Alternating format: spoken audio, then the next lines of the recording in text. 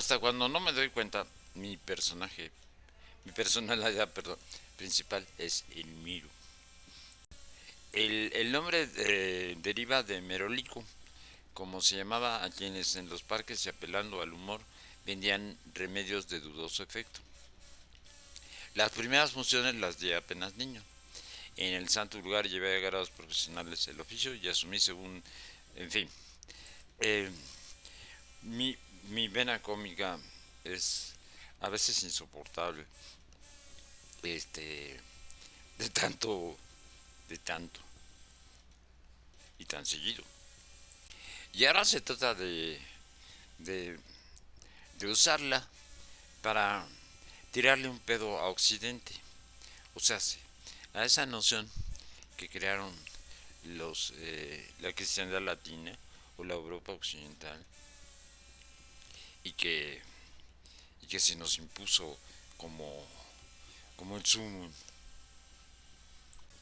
Iba a dar un taller, pero neta no va porque pues, el taller que pues, necesitaba alguien que interactuara conmigo, ¿no? Porque iba a ser virtual el taller y entonces en transmisiones, entonces que interactuara conmigo y pues quién chingado está este metiéndose en temas como esos, ¿no? Entonces iba a estar difícil, aunque todavía lo voy a intentar tal vez con Edar, que, que me hace de patiño. Es que miren hay uno de esos blogs dedicado al, al, al tema, ¿no? De, de eso, del occidente y la conquista y lo demás. Y entonces empieza. Vayamos entonces a un inicio distinto a los planeados. Las columnas de Hércules o de Melcar, si quieren, en 1325, más bien a un centenar de kilómetros al oriente de ellas, pues nuestro guía Imbatuta abandonó hace días la ciudad elegida frente a aquel brutal encuentro del Mediterráneo y el Atlántico en el cual nació. Bueno, eh, ya dije, 7 años me dediqué al tema y últimamente vuelvo a tratarlo. Y hoy ya hago unos descubrimientos de no mames, de no mames. Y ya, cuando, después de mucho buscarle últimamente, ya digo, ¿saben qué? Occidente, no mames. O sea, y explico. Miren, por ejemplo, le llaman medioevo, le llamaron medioevo, ¿no? A esa época, ya saben, ¿no? Entre los siglos quinto y el principio de la modernidad, que empieza, insisto, con la conquista de América. Bueno, es una trampa, porque nos hacen pensar que es que vienen del es la etapa del medio, la edad media. ¿Y cuál es la edad original? No, pues la edad original es esa, no otra. Eh, pero, pues para hacer una trampa bonita, nos lo llamaron medioevo, ¿no? Y aquí me estoy poniendo disque muy serio, pero en realidad en el fondo es una merolicada. Porque tal vez el asunto hoy es el siguiente. Eh, lo que llamamos cristianismo eh, fue en origen eh, lo que llaman mesianismo judío. Es decir, eh, Jesús y sus discípulos eran representaban eso, ¿no? Al mesianismo judío. El tema como todos es muy complicado. Y durante 2 siglos, bueno, más de un siglo cuando menos, bueno, y todos los apóstoles eran judíos, mesiánicos. La formación de las primeras comunidades que terminarán llamándose cristianas nacieron de allí, de las comunidades judías que estaban repartidas ya también por, por, por Europa, bueno, por la parte europea de, no solo por la parte europea, sino por el Imperio Romano, todo. El Imperio Romano, recordemos, se parte eh, y llega en el siglo cuarto, creo, sí. Eh, y Justiniano, eh, el emperador que se convierte al cristianismo, lo hace porque ve allí, ya se crearon, ¿no? Ya hay obispos, los obispos eran los que en esas comunidades fueron siendo reconocidos como oh, la autoridad superior de, del cristianismo. Bueno, y ve allí un poder extraordinario. Eh, en un momento en el que Roma está en proceso, el Imperio Romano está en proceso de decadencia. Es complejo el proceso de decadencia, pero está en decadencia. Y entonces, nuestro, nuestro emperador, al cual nos estamos refiriendo, se, dice volverse cristiano porque lo que ve es la formación de un gran poder. De este poder deriva, y ahí nace propiamente eh, lo que llamamos cristiandad latina, o sea, futuro occidente, ¿sí? Pues porque eran, sí. Pero, si ustedes ven, se reduce, el imperio romano se había extendido, sí, por todo el mundo mediterráneo, y había llegado hasta Inglaterra, pero al, al, al dividirse, eh, mm, el conjunto de Europa no está, no está involucrado. Lo están, por ejemplo, sí, los germanos y hasta los hunos, que han, como parte ya, que han llegado al imperio y se han convertido en parte integral de él. Y en su mejor, eh, en su más vital eh, impulso. Y se crea el papado. Y el papado va a ser el centro de los centros. Esa cristiandad latina tiene una diferencia eh, esencial con la cristiandad oriental, es decir, esa religión que todavía, ese cristianismo que todavía alcanza al oriente de Europa, a Rusia, etcétera, los países del este. Y quien, bueno, y poco después aparece en Europa eh, Carlomagno, de la mano de, el, de Roma, de Roma ya como papado.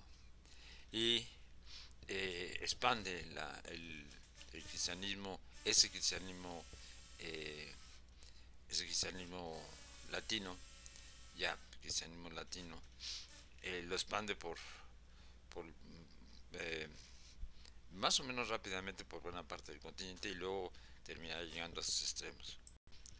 La diferencia, decíamos, tanto bueno, con el cristianismo, digamos, de Oriente, en que este no cree para nada en la, en la en la trilogía ni en los actos de fe. Le parecen absurdos, irracionales. Así le, y, así le parecerán también a, a todo el mundo cuando eso se rompa, a lo que se volverá el imperio bizantino. Y, y también le parecerá absurdo al Islam cuando nazca en el siglo VI, VII. Claro, este acto de los actos de fe, la triada, eh, permiten algo que es muy útil para la conquista de los pueblos eh, europeos que no han sido tocados, ¿no? Por, por ese proceso. Y es que permiten subsumir como sucederá luego en México, las religiones, en mayor o menor grado, las religiones locales en la, en la cristiana. Y bueno, y mientras ellos entran en las tinieblas, o sea, mientras viven en un mundo de tinieblas, ese que llaman medioevo, así con el primer medioevo, mientras ellos se hunden allí, por ejemplo, en el siglo séptimo, ya dije, eh, aparece la religión musulmana de las manos dirigida por Mahoma. Y hace una campaña espectacular eh, durante no sé, durante unas décadas le toma y desde para extenderse hasta los bordes occidentales de África y empezar y anunciar ya cómo va a penetrar por la península ibérica en Europa. Y desde el principio, aquello es el esplendor. Se crean, para empezar, en lo que fue Irán, Persia. No, bueno, hay una, hay un renacimiento de la cultura, del pensamiento, de la, de la filosofía, de la medicina, etcétera, ¿no? Eh, que además, como eh, el Islam no persigue, o sea, no persigue, no es a los cristianos y a los judíos, eh, les invita a convertirse, porque pues a final de cuentas son hijos del mismo libro de las Sagradas Escrituras en las cuales remata el pensamiento de, de Mahoma. Eh, y Alá como la última manifestación, ¿no? De la divinidad. Eh, bueno, y mientras eso sucede, Europa está envuelta en las tinieblas. Habrá, para el siglo IX, habrá un ligero despertar con San Agustín. El hecho es que todo, luego se declararán herederos naturales de la antigüedad grecolatina. Grecolatina nada más, ¿no?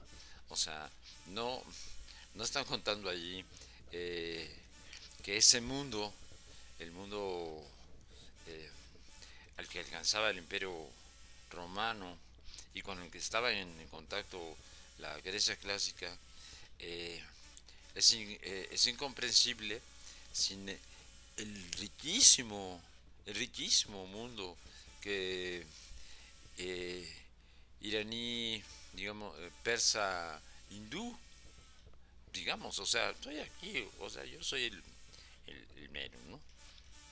Eh, ellos no. Vale, pero todo el conocimiento grecolatino y también el persa pasa a eh, lo retoma el Islam y, y a través del Islam será que volverá a recuperarlo, fundamentalmente a través de él será que volverá a recuperarlo, que volverá a no recuperarlo, que volverá que se apropiará de él eh, esa Europa nueva.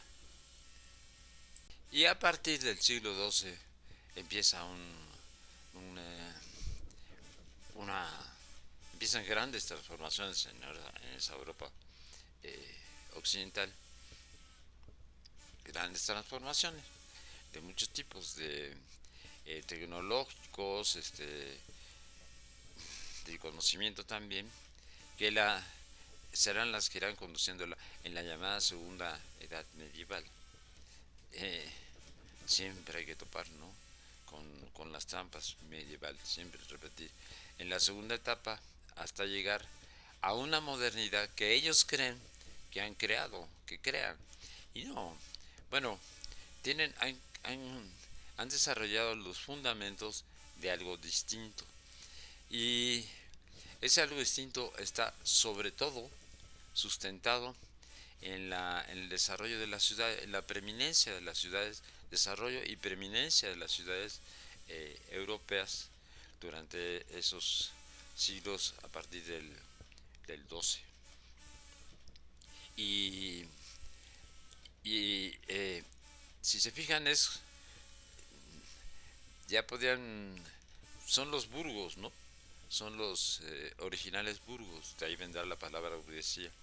Y el otro elemento que para ellas, que para esa cristiandad latina va a ser muy importante, bueno, eh, es el nacimiento de formas que adelantan la posibilidad de la creación del capital financiero y, y el dominio del capital, eh, el dominio, no, también la evolución de, del comercio y de la banca.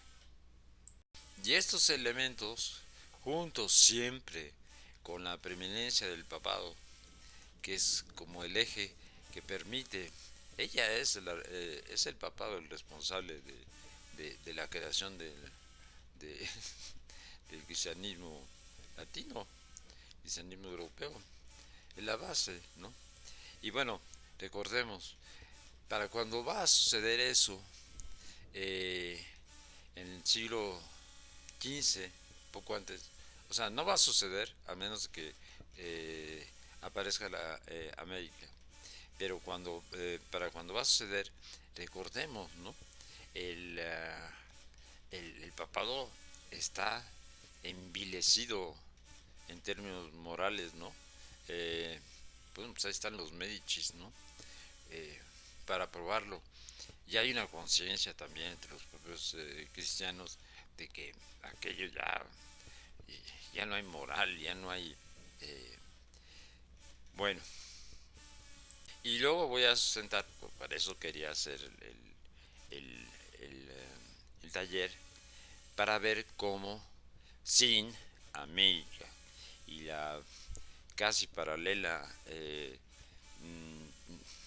esclavitud del África negra para transportar a sus hombres, mujeres y niños a, al nuevo continente, que, que va a surgir la modernidad. La modernidad también en ideas que precipita también, porque imaginen ustedes lo que es de pronto eh, el, eh, eh, el encuentro de un otro continente eh, que no estaba y la posibilidad de tocarlo todo, ¿no? No, bueno, eso produce en quienes están dedicados a eso, al conocimiento. ¡Wow! Y entonces veremos en el siglo XVI, después de la conquista, cómo proliferan mentes extraordinarias, ¿no? En Europa, eh, sin par. Y aquí yo lo estaba siguiendo a través de quien no está en la, es decir, a Castilla, quien no está en la órbita de los grandes conocimientos. O sea, el siglo XVI no va a ser para Castilla eso, sino va a ser, entre otras cosas, el de o la aparición de la, la aparición no, bueno, la versión de una nueva novela de caballería. Vienen rebotando desde los cantares de gesta del siglo II, desde los cantares de gesta y los inicios de la novela, ¿no? Eh, pero allí iban a empobrecerse terriblemente en relación a los anteriores, en la mayoría de los casos, pero van a tener una enorme cantidad de, de, de lectores, porque la imprenta, contra lo esperado, ya lo dije en una cápsula antes, contra lo esperado, si los grandes ingenios están desarrollando en las ciudades eh, de Italia, Alemania, los Países Bajos, etcétera, ¿por qué chingados de pronto donde pega durísimamente el, la imprenta es en, es en España, justamente por las novelas de caballería. Bueno, porque parece haberse eh, democratizado la cultura. En, y ahora esos libros se venden. O sea, no son ahora ya que los van a comprar, eh, que son los monasterios, son las universidades que crearon quienes van a tener, quienes van a leer eso. No, los va a leer un público que creo, eh, y aquí, aclaro, creo que ya también lo dije. Eh, no, pareciera que Castilla, digamos ya España en general, no, eh, no refleja, ¿no?, a la conquista. Bueno, pues resulta que sí, en la medida en que eh, tienen, tienen éxito esos adelantados, esos conquistadores, esos guerreros conquistadores, eh, según van avanzando, lo hacen en términos de